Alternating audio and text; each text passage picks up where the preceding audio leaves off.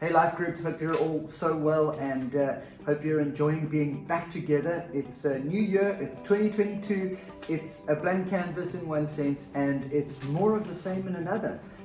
Just because we magically moved from December to January and the 31st became the 1st and 2021 became 2022 doesn't mean that everything changed. In fact, we woke up with the same hearts, the same families, the same challenges, and in some ways we woke up as a church with the same vision.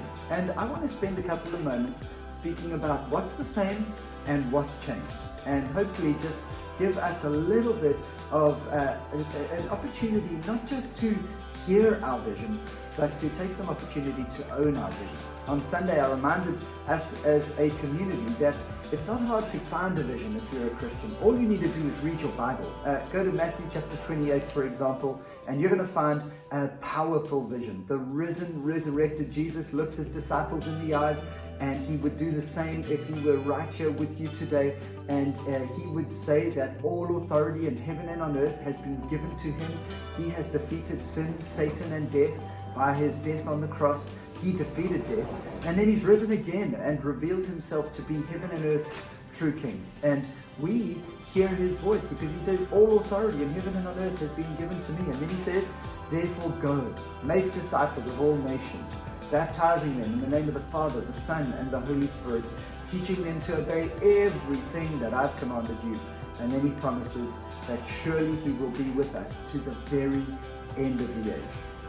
And from then till now, there has been nothing new under the sun when it comes to the church and when it comes to the church having a vision. We've added a few words here and there, but really just to personalize what has already been given to us by Jesus. And we don't need permission to do what Jesus has already commissioned us to do. So in the next couple of minutes, I want to remind you of who we are, what we're up to as Common Ground Church Bloberg in 2022. And what hasn't changed? What hasn't changed is our basic core vision that we are a community called to fill our hearts and our world with the life of Jesus.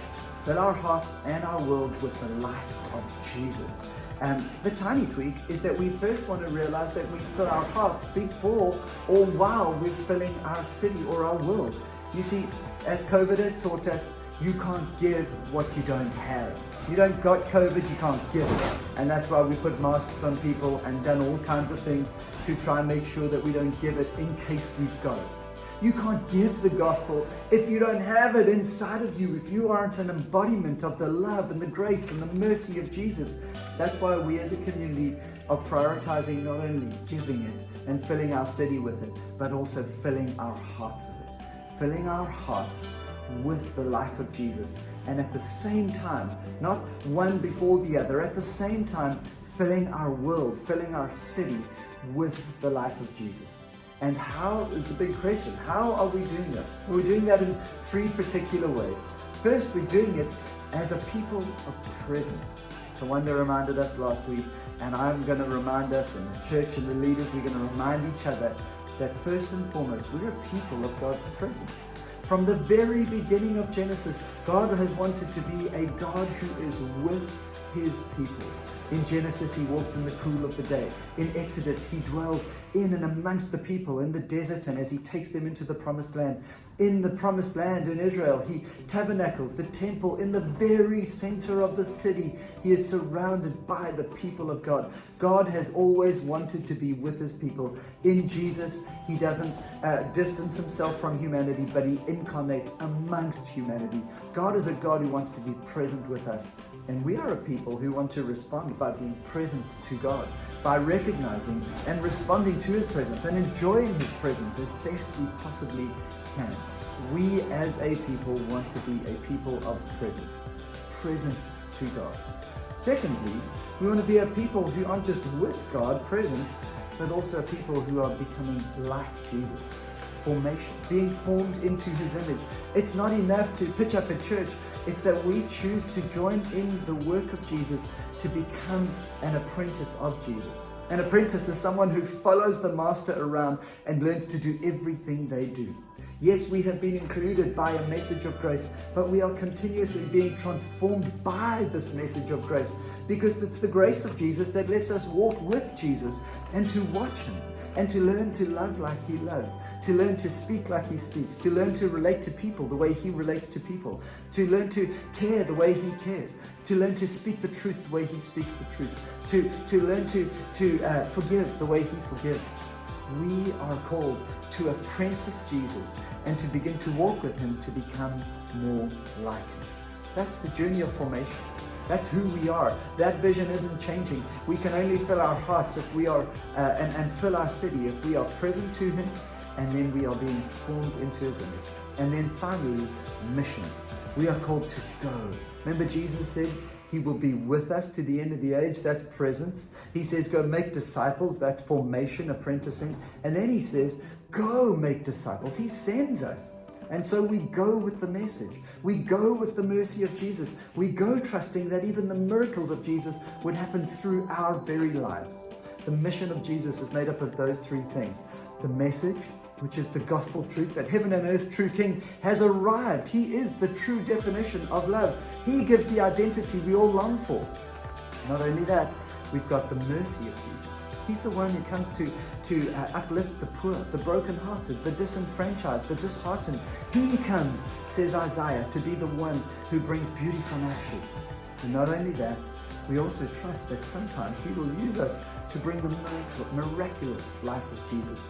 The resurrection power of Christ is living in every follower of Jesus. We should expect that miracles begin to happen through our lives. That's what the mission is all about, and we're called to do that. That's what we'll be doing for the next 10 to 15 years. Presence, formation, mission, as we fill our hearts and our city and our world with the life of Jesus. But what does 2022 specifically hold for us? Here's a few things that we feel as leaders God has called us to. One is under the category of mission, and in particular evangelism. The stats around the world say that although COVID was maybe helpful to get people online and hearing the message, it wasn't helpful in getting people into community and following Jesus in a meaningful way, and especially baptisms. Baptisms across the globe seem to have been particularly low, meaning that fewer people seem to put their faith in Jesus to the point that they say, I want to get baptized, I want to follow Jesus wholeheartedly.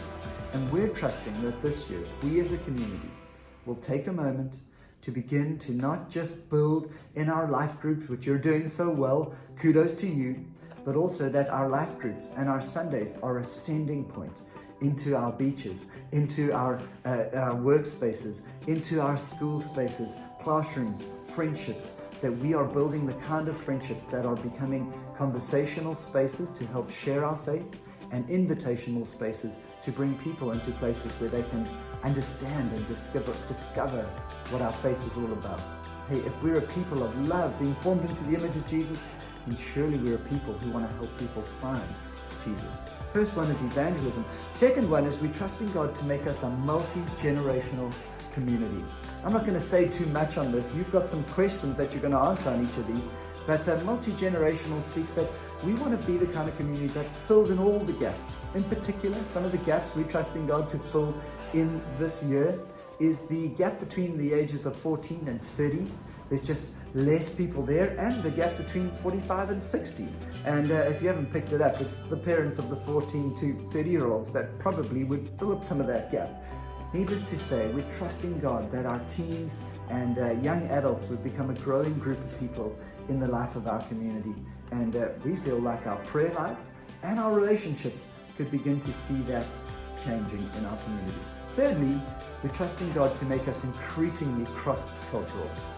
We use the acronym LOL, which stands for two beautiful things: laugh out loud and lots of love. And we're trusting that in 2022, we will laugh out loud lots, and that we will have lots of love permeating from us as we begin to build cross-culturally, as we begin to build relationships and have many meals and many moments with people who LOL, who look different, who own things that are different to us, and who live different. Ask yourself the question, who are you going to have many meals and many moments with people who look, who own, and who live differently? More conversation coming in your groups shortly. And then finally, ministry contribution. We're trusting that this year is going to be a year that isn't about one or two pastors setting a great tone, but the multitudes of our congregation all together setting the tone of faith and bringing each of our contributions. Whether it's our spiritual gifts, whether it's our contribution of love and faith and encouragement, we're trusting that this is the year that isn't about looking from the edges and saying, great job, keep it up. But it's about getting involved, getting our hands dirty. We're going to be having our anchor book in the book of James as we walk through the year. And James teaches us how to live wisely, how to bring our contribution, how to be men and women who apprentice Jesus well and discover our gifting. So we can't wait to see that. Your group are now going to have some conversation, and really it's going to come out of this little leaflet we handed out on Sunday, and there are 4 basic questions that we're going to amend so that you can have some hopefully fantastic conversation. Thanks for listening.